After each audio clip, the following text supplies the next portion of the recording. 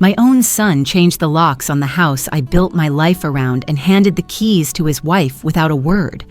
I felt the sting, but years of quiet strength held me steady as I watched them move my memories aside. That night, I began gathering every document and recording every proof they'd never expect me to have. And that was only the first step in a storm they never saw coming. Before I continue the story, please subscribe to the channel and leave a comment letting me know where you're watching from. The late morning sun lit every rose in my garden like a small lantern, each bloom opening toward the mild April sky. I knelt in the damp soil, pruning away a few browned leaves, the shears clicking softly in rhythm with the birds overhead.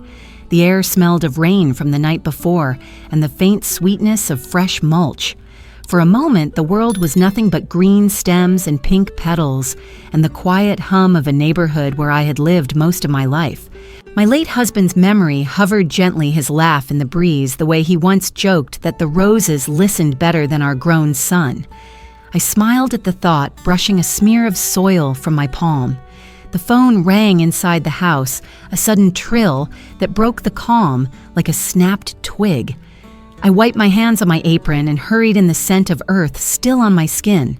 "Hi, Mom," Dorian said when I answered his voice, a little too bright.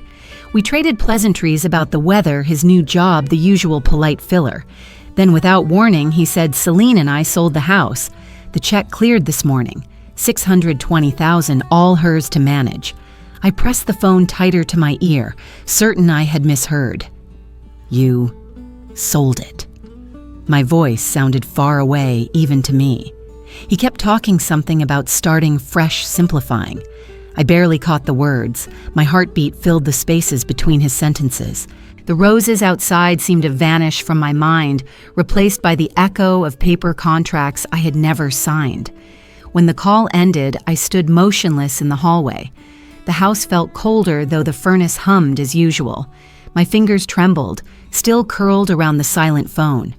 Dorian had not asked. He had simply announced. The betrayal settled slowly like a chill, seeping through floorboards.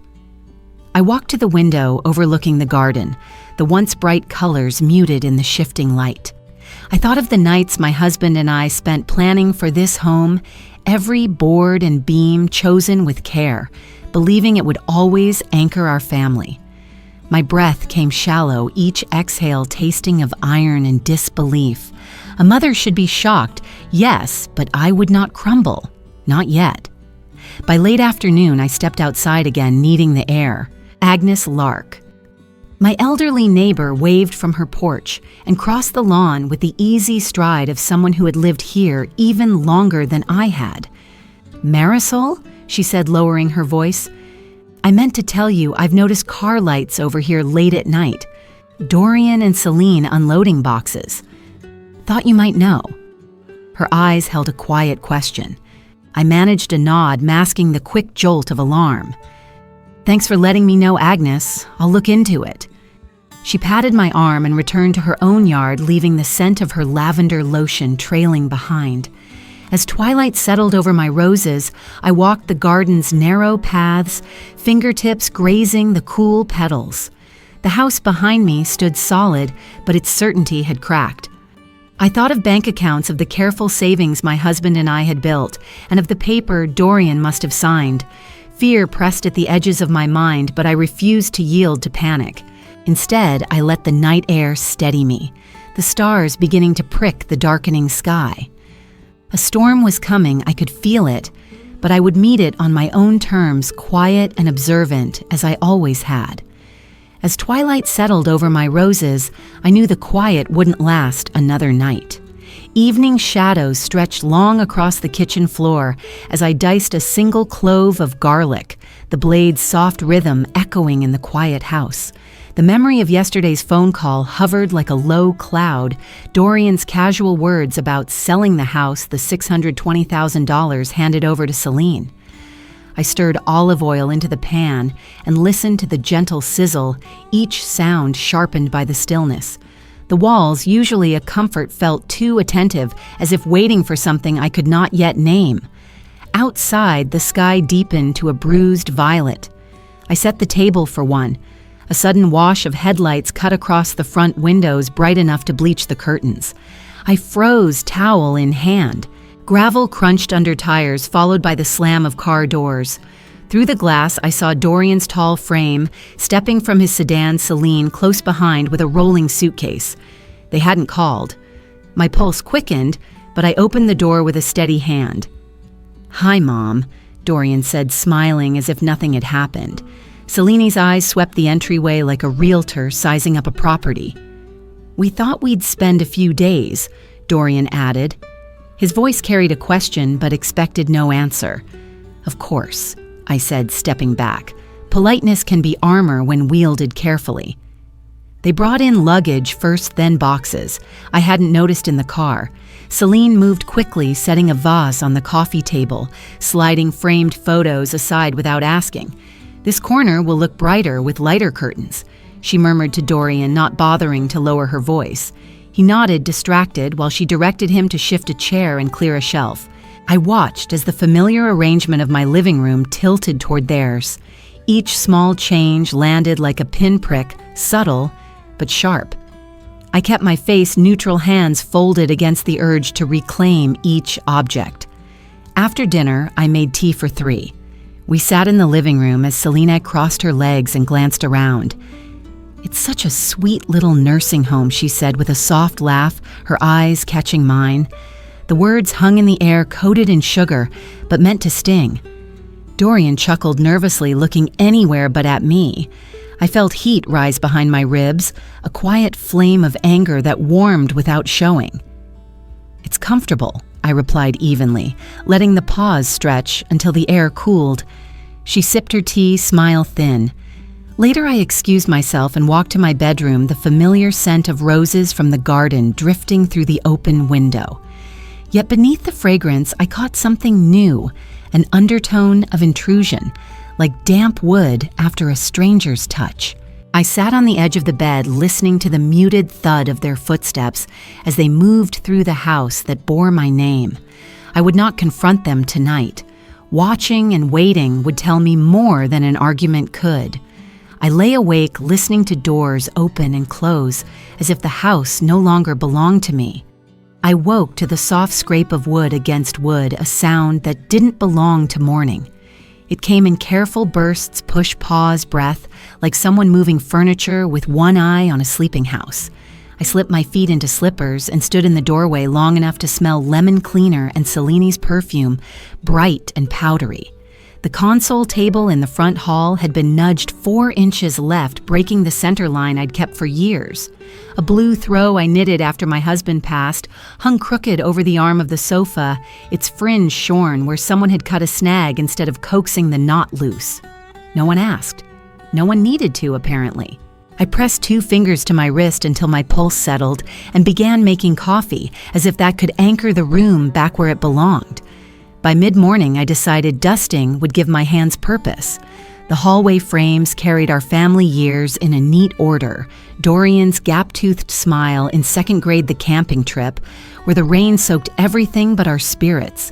My husband in his Sunday jacket half turned toward me, like he'd heard his name. I wiped the glass of each one, slow grateful for the excuse to linger. Then I reached the space above the hall table and stopped. The portrait of my husband, his favorite, the one we'd taken on our 25th anniversary, was gone. A pale rectangle remained the wall, a shade cleaner where his face used to keep watch.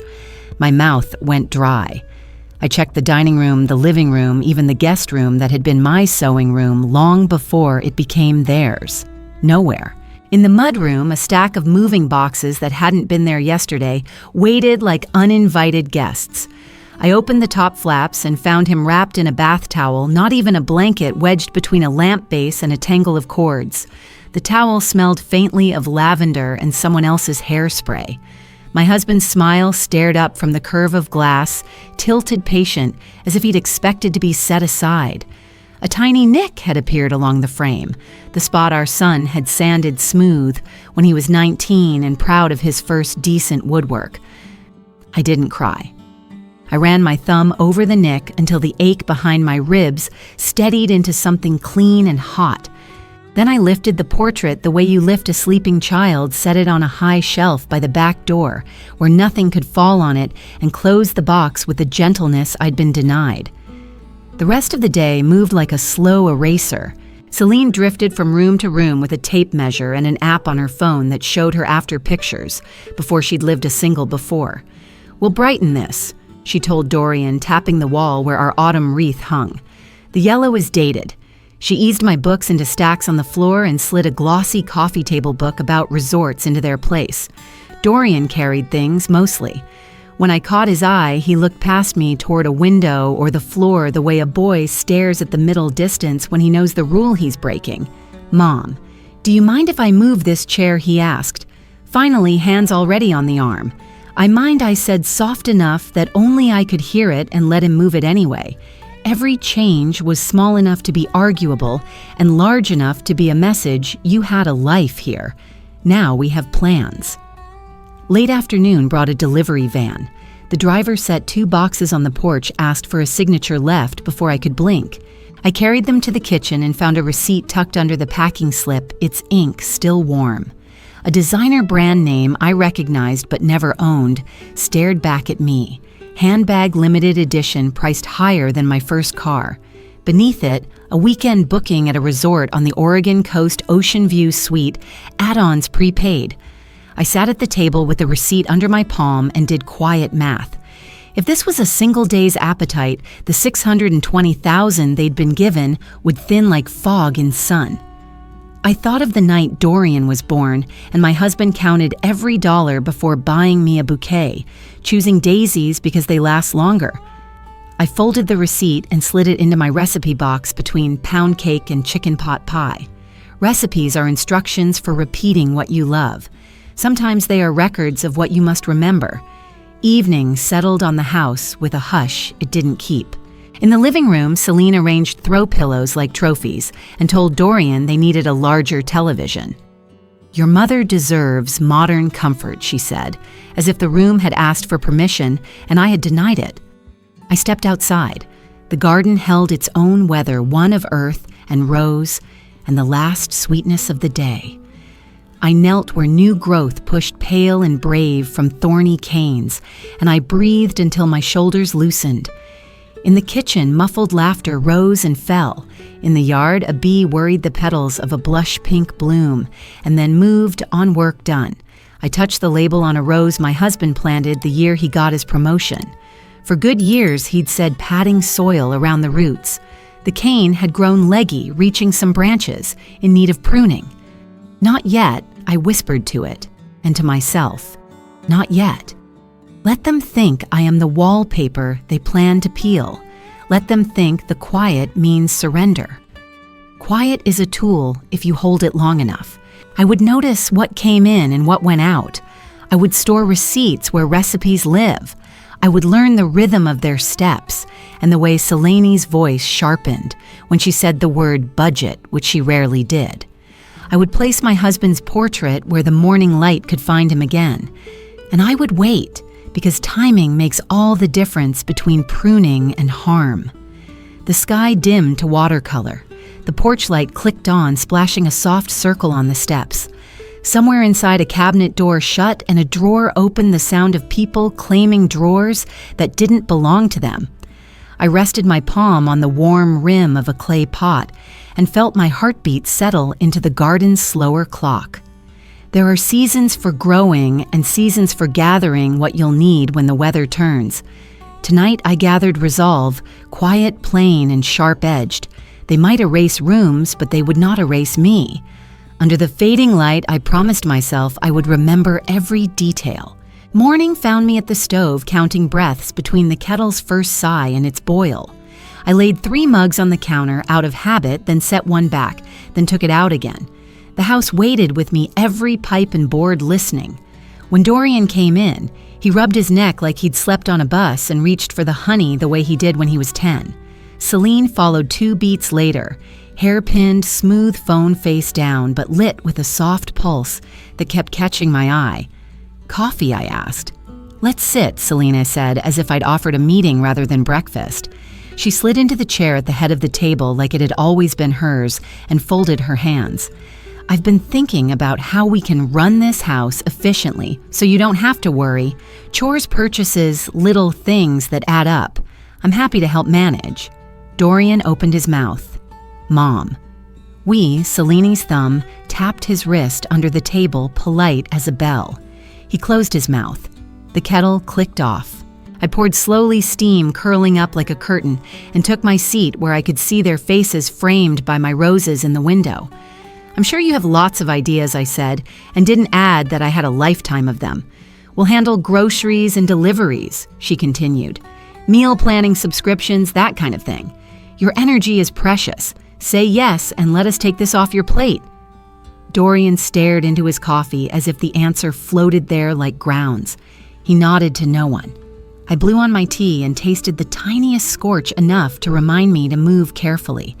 I fetched a cloth napkin and a pen from the drawer and smoothed the fabric flat between us. Let's be clear, I said, writing as I spoke. Quiet hours after 10. Notice before guests. No moving heirlooms without asking, and no changes to bills or accounts without my consent. I dotted each line like a stitch in a hem. Celine tilted her head. Of course, she said, voice sugar. We just want the flow to feel better, you know. These stairs might be unsafe for me with my knee. We should move the furniture so you're not at risk either. My knees and I have an agreement, I said. We take the stairs when we need the view. Her smile showed teeth. Dorian reached for the pen like he might sign the napkin, then passed it back to me empty-handed. The silence shaped itself around us, her words, building a fence mine, planting posts. He took a sip, the mug hiding his mouth. When Celine glanced sideways, he set the cup down and looked at his lap. The message was clear, let her drive. I ride along. After they went to the living room to evaluate layout, I took the mail to my desk. A small utility reminder sat on top, the kind of bill I've paid 1,000 times without thinking. I logged on, typed my password, and blinked at the denial. Wrong password. I tried again, slower. Denied. The screen asked for a 6-digit code sent to a phone number that wasn't mine. I swallowed and called the number on the back of my bank card, the one I've kept in my wallet since we first opened the account. A pleasant, automated voice sent me to a representative named Rachel, who sounded younger than the cardigan I pictured her wearing. Let me verify you, she said. When she asked for the last texted verification code, I told her I hadn't received one. That's unusual, she murmured. It looks like the primary contact number for your profile was updated today. In my presence, I asked. In the system, she said, to a number ending in 48. Dorian's phone buzzed in the living room. I heard Celine's whisper float through the doorway. Stage soft, just say you're authorizing. It's to keep things organized. Ma'am Rachel, continued, someone's requesting confirmation on our end. I need to put you on a brief hold. Don't, I said, but the music had already begun. I crossed the hall and stood in the threshold. Dorian held his phone like it was ticking. Celine watched him with a gaze so bright it burned. It's just the bank, he said to me, voice high with trying to sound calm. We're consolidating so it's easier for you. For me, I asked. The hold music wove in my ear.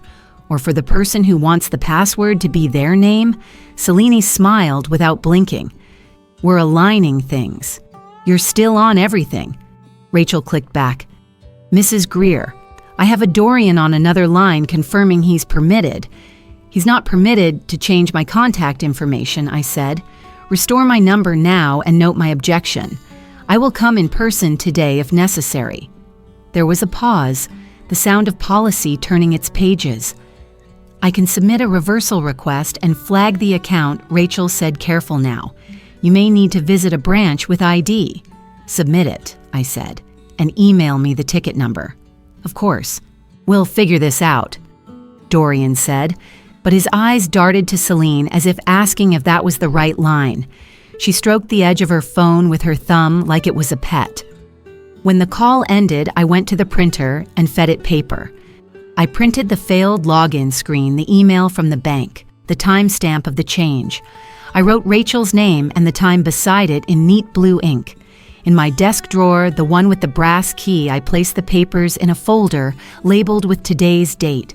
Then I opened the old ledger my husband used when we were learning to live on one salary and wrote a line that steadied my hand. Primary phone altered without consent. Reversal initiated. I texted Agnes next, just a casual note. "Did that parcel you mentioned come yesterday? I saw the van."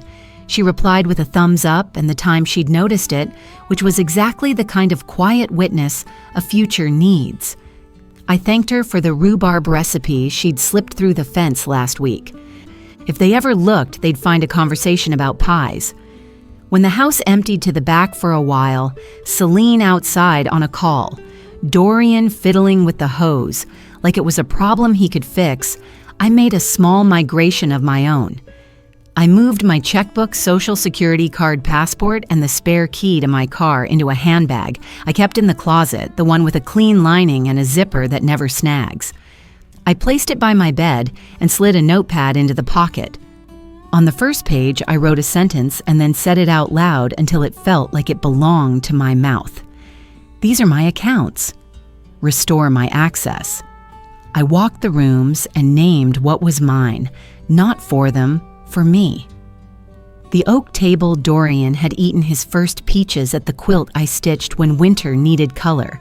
The lamp my husband bought me the year the power went out and we played cards by candlelight. I touched each thing as if blessing it goodbye or welcoming it back, I didn't yet know which. Evening drew its line through the house. I cooked an omelet for myself and ate it standing at the counter, listening to the second-hand clock tick, the way it did when my husband was late, and I boiled water for tea I might not drink. The roses outside were still every petal holding its breath. The rooms felt narrowed like a sweater that had been washed wrong. But I refused to let my voice rise to match the squeeze. I would not become their story of the difficult mother who couldn't adapt. After dishes, I opened the desk again and added to the folder a list of utility companies, the contact numbers for each, and my plan for tomorrow. First the bank in person, then the gas and electric, then the cell provider to reclaim 2-factor settings. I set my alarm and then didn't need it. The kind of sleep that visits houses like this skips the bedrooms and nests under the eaves. In the mirror, I practiced again more quietly. These are my accounts. Restore my access. My face did not look brave or frightened. It looked like the face of a woman who had kept a garden alive through late frosts and dry spells and an early summer when Japanese beetles tried their best. There are many ways to control a story: passwords, furniture, money names. There are fewer ways to reclaim one, but they work if you use them deliberately. I turned off the light and let the house settle around me. I knew where the creaks were and which ones were new. Somewhere down the hall, a door opened and closed, then opened again like someone practicing ownership. I lay still and counted not sheep but details. A whispered instruction at breakfast. A phone number changed the way Dorian's eyes searched the tabletop for absolution. If they wanted control, they would find me already counting. The evening cooled enough for a light sweater, so I walked to the corner market with a short list and a long mind. Milk oatmeal dish soap. The aisles smelled faintly of citrus cleaner and warm bread, and the radio hummed an old Motown song that used to make my husband dance in sock feet. I chose the cheapest oatmeal and the brand of soap that doesn't sting my hands. At the register, the young cashier, nose ring, kind eyes, bagged my things and tucked the receipt on top. Another slip printed after it and stuck to mine. "Oops," she said, reaching late. "That one's from online orders." I smiled already, sliding it free to pass back, when I saw the amount $4,800 and the notation instant transfer confirmed, JT account ending 48. My last two numbers. The vendor name was a travel concierge service in Scottsdale, paired with a date stamp from 2 nights ago. "Is everything okay, ma'am?" the cashier asked. "Fine," I said, folding both slips into my wallet, just making sure I brought enough bags. Outside, a neighbor's wind chimes nudged the air. I carried my groceries home the way you carry a sleeping child, careful not to wake what you aren't ready to face. I set the milk in the fridge, the dish soap beneath the sink, and the receipts on the kitchen table like two strangers I needed to introduce. I took out my notebook, wrote the concierge name, and underlined the amount. If the transfer was from their new kingdom, it would be one thing. If it touched anything that once bore my name, it would be another. I opened my laptop and the folder I'd started the day the bank laughed at my password.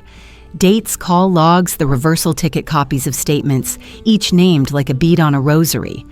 I began cross-checking my last access with the weeks since they arrived.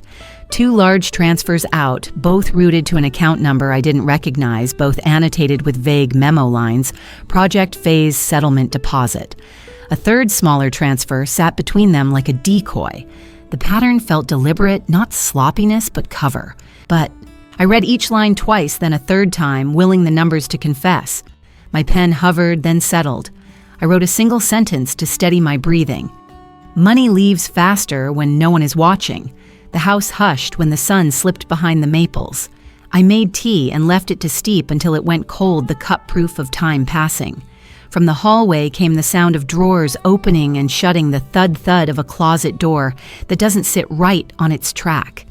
I had installed 2 small cameras 2 days earlier, the kind meant for pet owners, one on a shelf in the living room angled toward the mantel, one in the hallway facing the display case, where I keep small things that tell big stories. I told myself they were for my memory in case anger tried to decorate it later. Tonight, I opened the app and scrolled back an hour. Celine entered the living room alone, a sweater draped over one arm like a net. She paused at the mantel. My husband's academy ring sat in its dish beside the little cedar box he carved for me when we couldn't afford presents and made them instead.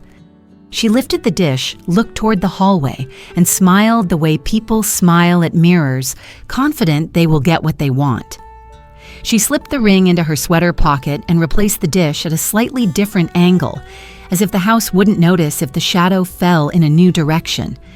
The camera caught the faintest glint as the ring slid from light to cloth. My breath didn't hitch. It lowered like a diver going under. I scrubbed back, watched again, then paused and took a still shot. Later, Celine passed the hallway camera hands for once, not moving. Dorian's voice floated behind her. "Did you see Mom?" She didn't turn. "She's fine," she said. "Stay with the plan."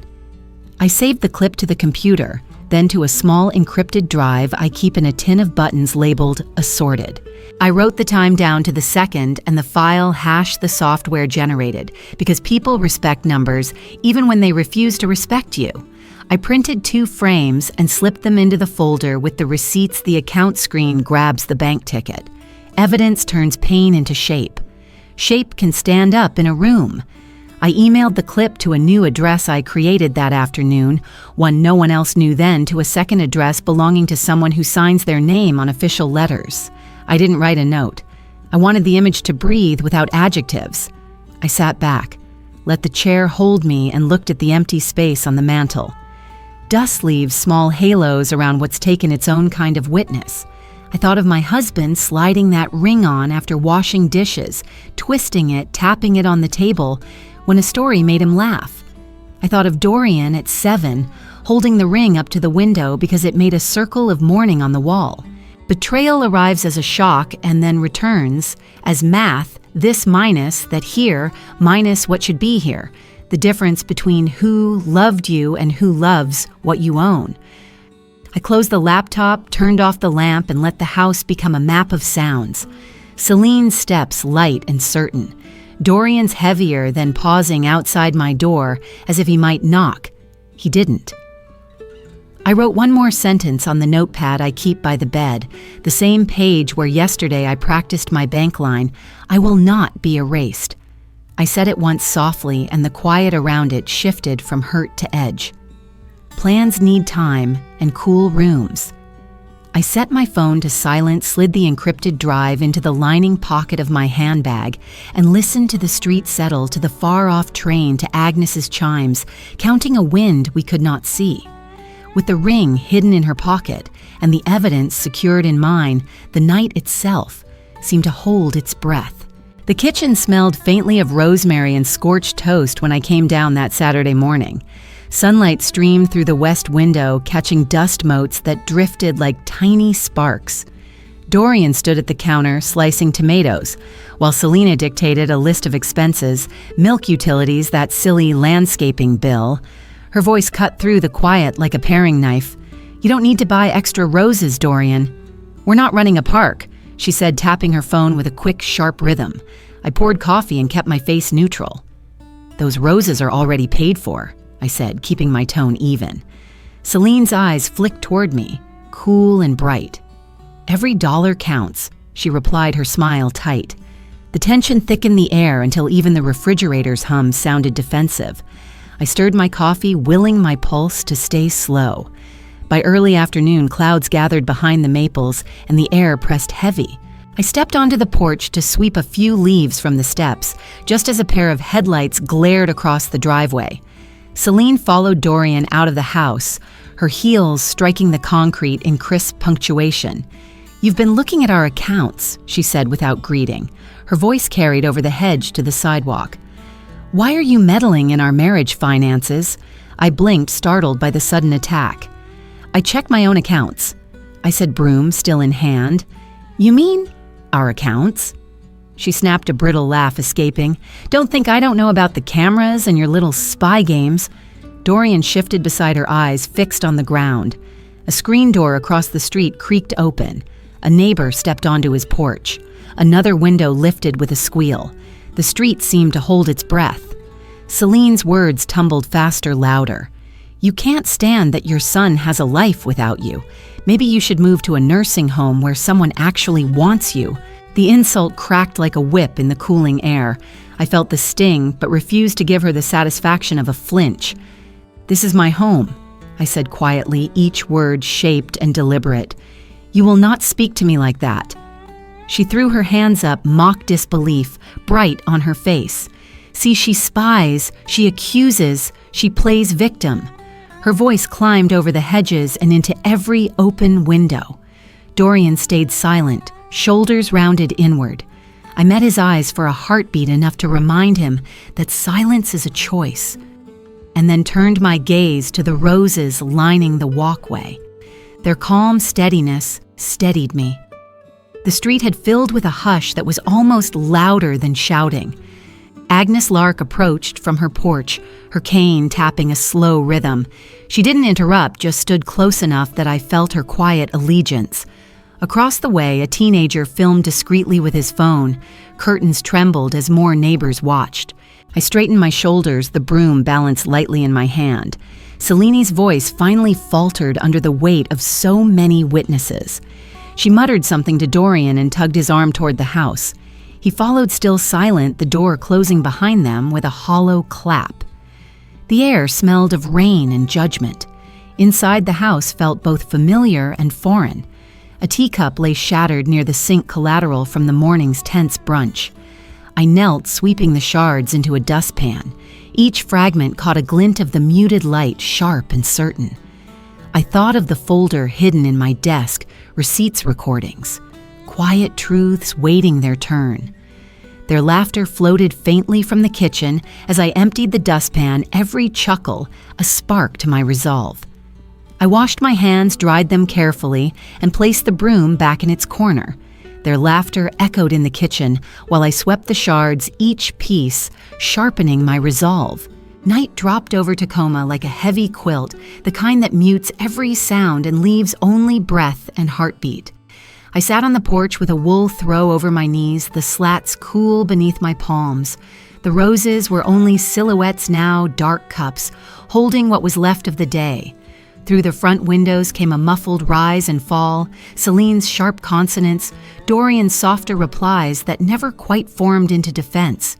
The aftertaste of the afternoon spectacle lingered on the block. Now and then, a car eased past, slowed and kept going. I traced the grain of the railing with my thumb and let my jaw unclench by degrees. The air smelled of wet cedar and cut lemons from the kitchen. My cheek, though untouched, seemed to remember every word she had spit across the driveway. I inhaled, counted to 5, and exhaled until the breath turned steady. The door behind me clicked, then hushed again. They were pacing. I was not. The argument rebuilt itself. Inside drawer cabinet, a chair leg nudged Celane's phrases, snapping like green branches. When the door opened this time, it slammed against the stop and shuddered. She strode onto the porch with her arms folded tight, lips precise as stitches. "You can drop the act," she said, voice already pitched for an audience. "The cameras, the little notes, the neighbors you recruit, manipulation disguised as manners." I kept my gaze level. "I keep records of my own house," I said. "That's not manipulation. That's ownership." She laughed without humor. "Ownership. You had your turn. Now it's our turn to make this place livable." A porch light flicked on across the street. A shadow moved behind Agnes Lark's lace curtains. Celane took a step closer, the boards creaking. "You've poisoned Dorian against me for years," she said.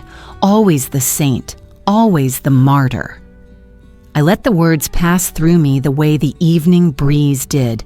"I raised a son to choose for himself," I answered, "and you dislike how that choice looks in daylight." She didn't want daylight. She wanted a strike. It happened in an instant, so clean it almost made a sound.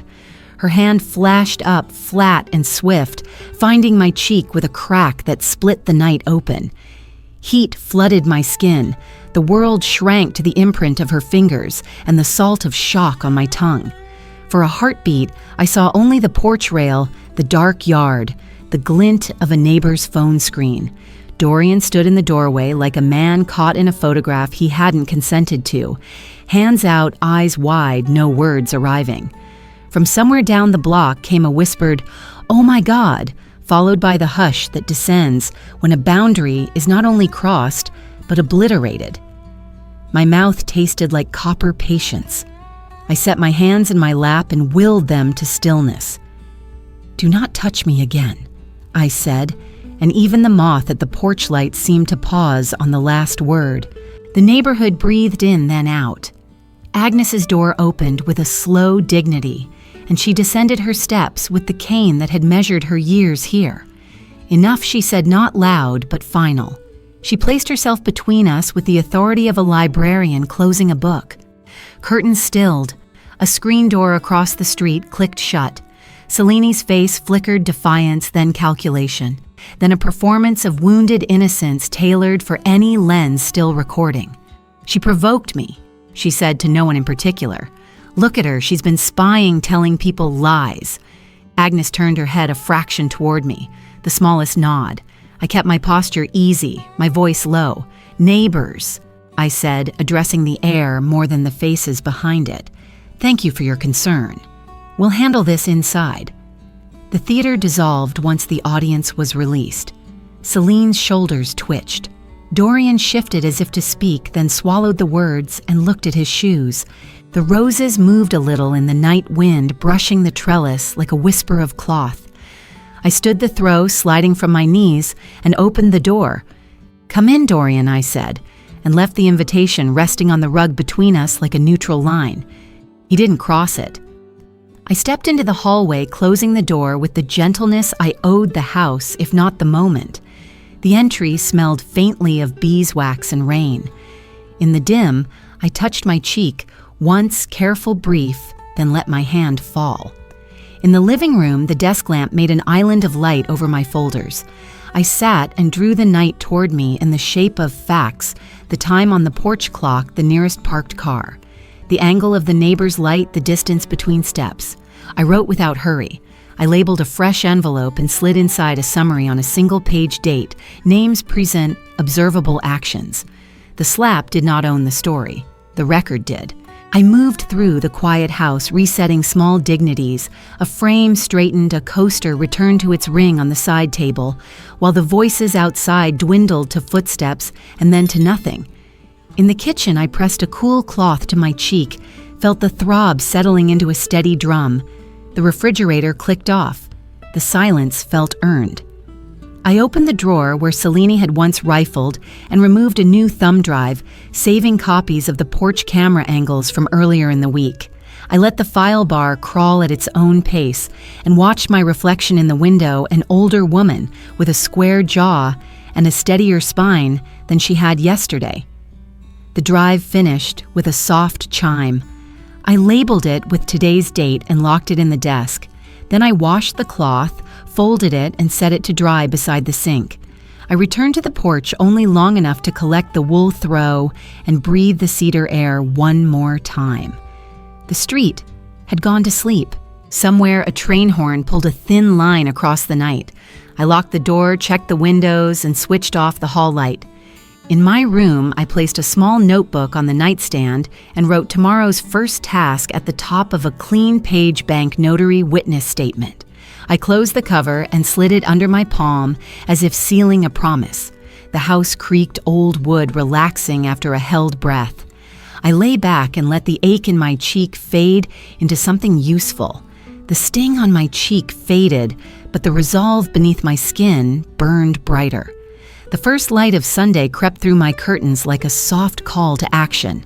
I rose before the house stirred my cheek, still faintly warm where Celine's slap had landed hours ago. The sting no longer hurt, but the memory burned with purpose. I brewed a small pot of coffee and set a tray beside the desk where I had already stacked folders and envelopes the night before. My rose garden outside glistened with dew, a quiet witness as I laid out every bank statement, every receipt, every printout of late-night transactions. One by one, I labeled and clipped them, my pen steady, my mind clear. By the time the sun cleared the neighbors' roofs, a meticulous order had replaced the chaos of last night's insult. I dressed in a crisp navy jacket and comfortable flats, the sort of outfit that spoke of routine errands. By mid-morning, I was downtown seated across from attorney Raphael Kincaid in his tidy office overlooking Commencement Bay. He listened without interruption as I described the locked accounts, the unauthorized transfers, and Celine's escalating control. When I slid the flash drive across his desk, the flicker of recognition in his eyes told me he understood the gravity. I recounted the hidden camera footage of Celine pocketing my late husband's ring, the bank statements showing lavish purchases, details I had memorized like scripture. Raphael nodded, took notes, and outlined the first steps: secure separate accounts, file a quiet injunction, and document every irregularity. His calm confidence settled over me like a protective cloak. Back home, the late afternoon sun slanted across my living room floor as I powered up my computer. I uploaded copies of every file to an encrypted cloud drive, then tucked a second USB into the lining of my handbag. The hum of the machine and the rhythmic click of the mouse felt almost meditative. In the soft glow of the screen, I saw not fear, but control proof that the house, the evidence, and my own story still belonged to me. Dinner passed with calculated ease. Celine, perhaps sensing a shift she couldn't name, offered small talk about a new farmer's market. I replied with gentle politeness, never revealing that my quiet morning had changed the balance of power. Dorian avoided my eyes, his silence, heavy with the weight of yesterday's confrontation. I neither pressed nor yielded, simply noting every glance and pause, as if recording another kind of evidence. Night settled in cool and fragrant with the scent of roses carried through a cracked window. I reviewed my checklist one last time, confirming every document was duplicated, every password strengthened, every physical file locked in my bedroom drawer. As I slid the final key into place, a sense of steady triumph filled the house. The slap, the humiliation, the months of encroachment, each now folded into a plan that was entirely mine. With every document sealed and every copy hidden, I felt the house finally answer to me again. A thin morning fog softened the roses along my porch rail as I stepped outside, still in my robe. Dew clung to every petal, but what caught my eye was the envelope resting against the front door: certified mail. My pulse flickered with a mix of caution and something close to hope. I bent to pick it up, the paper, cool and stiff beneath my fingertips, and carried it to my study as though it might break. Inside, I sliced the seal with a letter opener. A notary's stamp gleamed on the first page, followed by a concise letter from an attorney who had once worked with my late husband. It referenced a life estate transfer on death deed and a promissory note I barely remembered signing. Each line tightened the knot of curiosity in my chest. Had Michael really left something like this without telling me the full story? I settled at my desk and began reading line by line. The legal phrases were dense, but their meaning unfolded with a quiet certainty. The house could not be sold or mortgaged without my consent. Any equity transfer required my signature, and the note $40,000 I had loaned years ago was secured by the property itself, demanding repayment before any sale could proceed. Relief pulsed through me, steady and undeniable. In black ink and official seals, Michael had ensured I would never be displaced.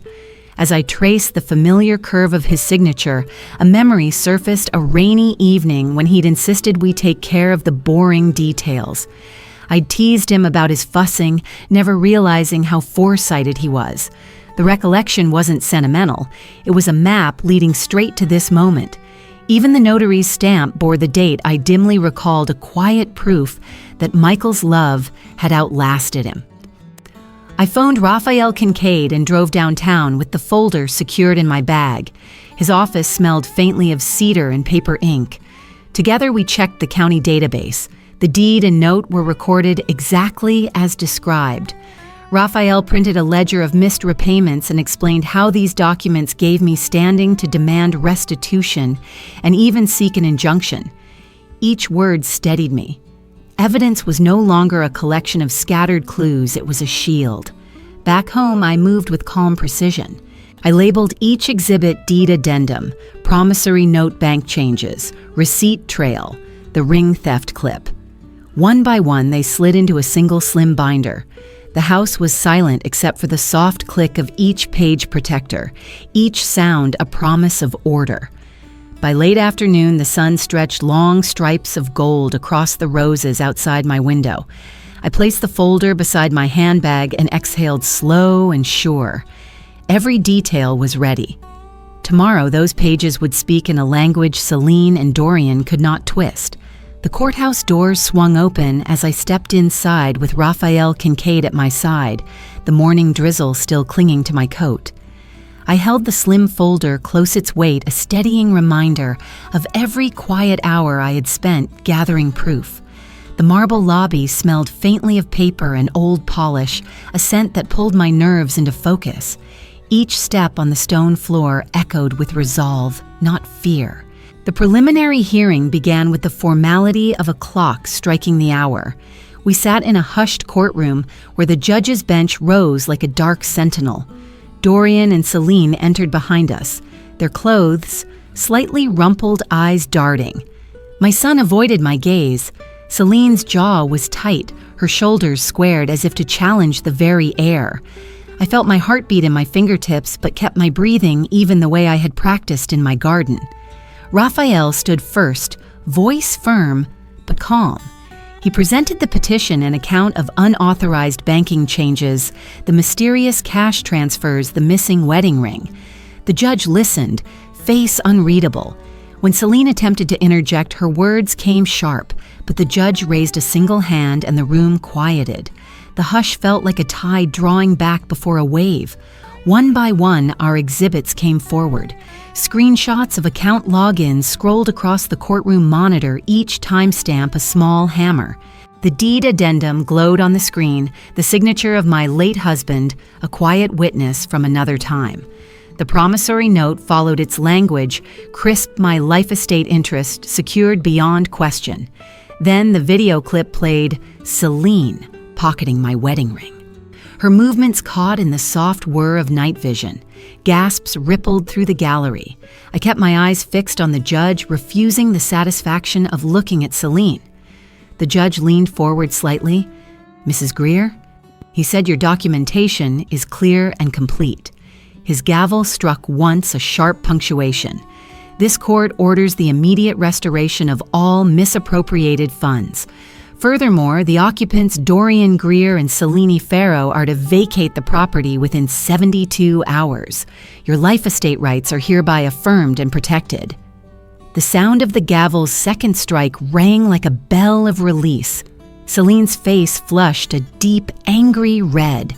Dorian stared at the table, a man shrinking beneath the truth. I felt no triumph in their silence, only a calm certainty that the house and my dignity had been returned to me. Raphael touched my arm lightly, a silent acknowledgement of victory. By late afternoon, I was back among my roses, the sky breaking into bands of copper and rose gold. The petals caught the fading light, each one a soft reminder of endurance. I slipped off my coat and let the damp air settle on my skin.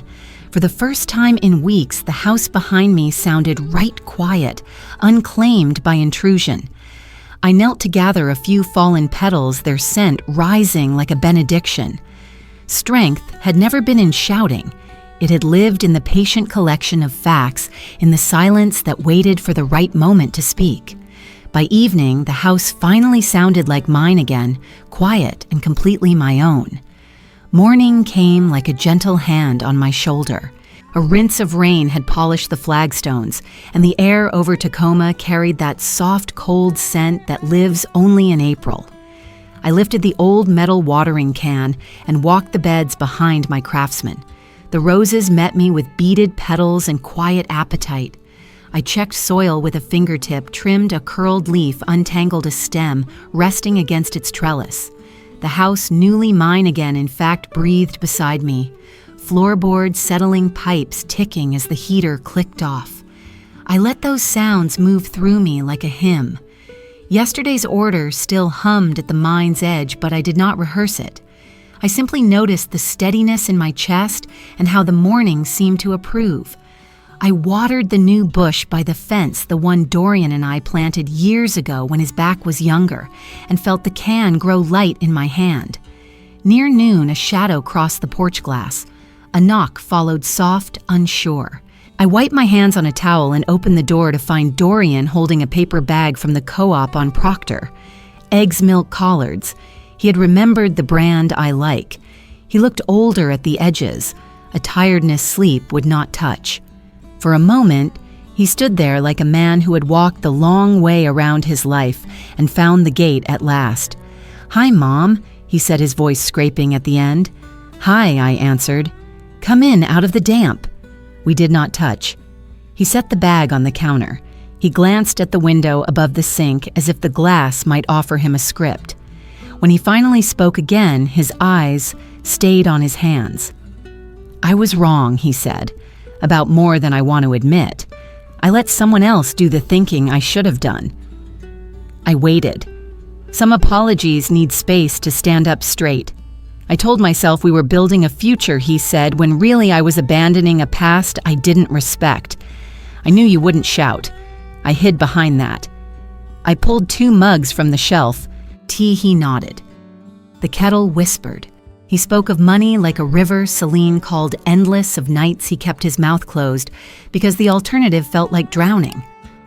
"I'm not proud of the man I became in this house," he said, "and I'm sorry." Steam rose between us and softened the window. I set a mug by his hand. "I turned in the transfer forms this morning," he said. "The funds will be restored as the order requires." I signed Raphael's statement. "I'm cooperating." The house seemed to loosen as if a breath had been held too long. "That's a beginning," I said. "Not the whole of it." He nodded. "If you want distance, I'll give it. If you want help, I'll do the quiet work. I'll return what can be returned." I told myself loyalty meant silence. I confused courage with agreeing. I sat where the light fell across the tile. "There are boundaries now," I said. "No unannounced visits. No keys that aren't mine to give.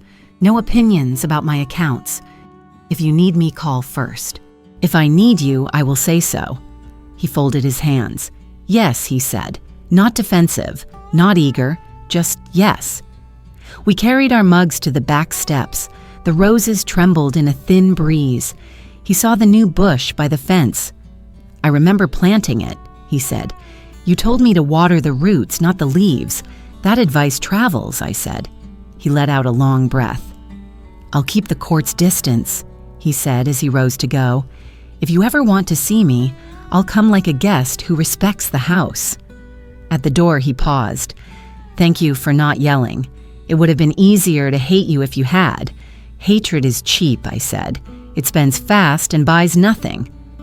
After he left, I walked the garden paths with my secateurs. I clipped the spent blooms and set them in a basket, a chore my hands know better than my mind. A clear light followed the storm, the kind that makes the ordinary look newly made. I thought about the week, the shouting in the street, the slap on the porch, the slow administrative music of evidence, the measured tone of the judge. None of it felt theatrical now. It felt proportional, like a scale finding its center after someone has leaned too long on one side. A jay scolded from the maple.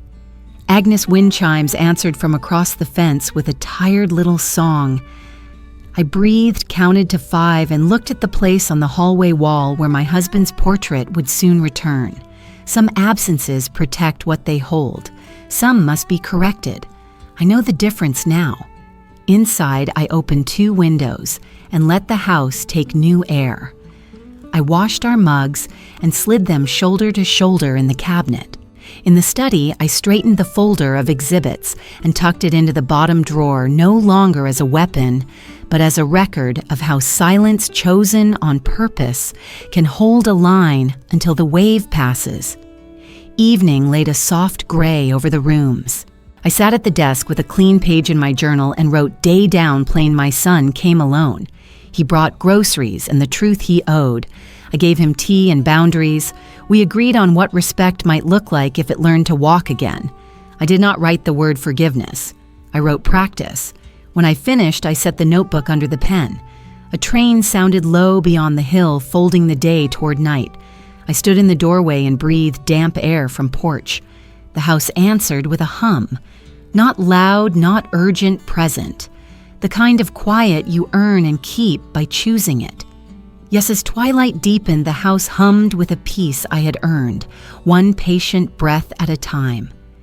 Thursday morning carried the quiet of a house that had survived its own storm. The sheriff's posted notice still fluttered at the front door like a small white flag of victory. I walked each room with deliberate steps, running my fingertips along the mantel, the cool brass of the window latch, the familiar notch in the hallway trim where Dorian once measured his height. Every surface seemed to breathe again. Outside, a locksmith worked the final turn of a key and handed me the fresh-set metal warm from his palm. When the deadbolt clicked, the sound settled into me like a vow. This home was mine, fully and finally. By late morning, Friday, the mail arrived with a weight I recognized. Certified envelopes, all businesslike. Inside the first, the clerk's letter confirmed wage garnishment for restitution funds already routed to my account. Another envelope bore the seal of Raphael Kincaid's office and a small evidence pouch. I opened it carefully and found my wedding ring logged and returned after the court's custody. The gold still held a faint warmth, as if it remembered every anniversary, every quiet promise. I placed it in a velvet box, not on my finger.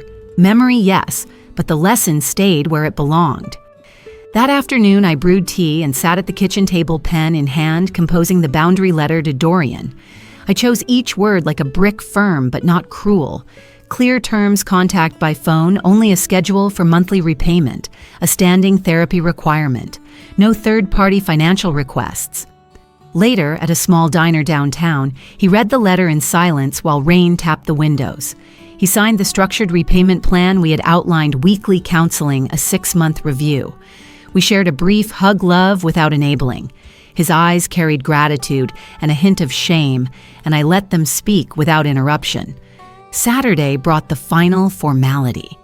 In a short calendar session at the Pierce County Courthouse Annex, the judge converted the temporary restraining order into a full 1-year protection order.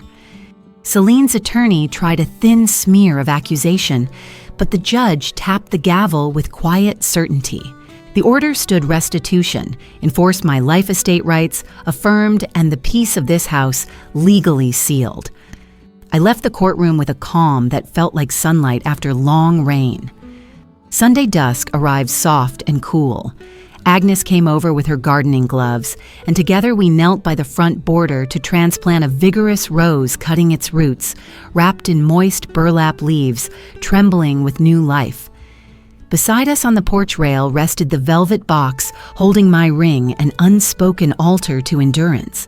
We pressed soil around the roots, the dark earth giving way easily beneath our fingers. A gentle breeze carried the scent of rain and roses, a quiet ritual of reclaiming, of planting something that would outlast us both. Night fell like a closing phrase. I wrote the final entry in my journal, the house silent except for the soft hum of the heater. Silence is not surrender, I wrote. It is strategy with a steady heart. Closing the book, I looked through the window where a streetlight pooled gold across the sidewalk. I felt the house breathe with me, a steady rhythm of walls and memory, strength and stillness. When the porch light clicked on, the house answered only to me and to the quiet I chose. Looking back on everything I faced, I've learned that silence can be the strongest voice we have. Protecting what matters, our homes, our dignity, our sense of self, doesn't always mean fighting loud battles. It means knowing your worth, preparing with care, and standing steady when others expect you to break. What about you? Have you ever had to draw a firm boundary to protect your peace? Share your thoughts or simply comment one and tell me where you're watching from. Your stories matter too. If this journey touched your heart or inspired you to stand stronger, please subscribe to the channel so you won't miss the next story of courage, resilience, and the quiet power we all carry within us.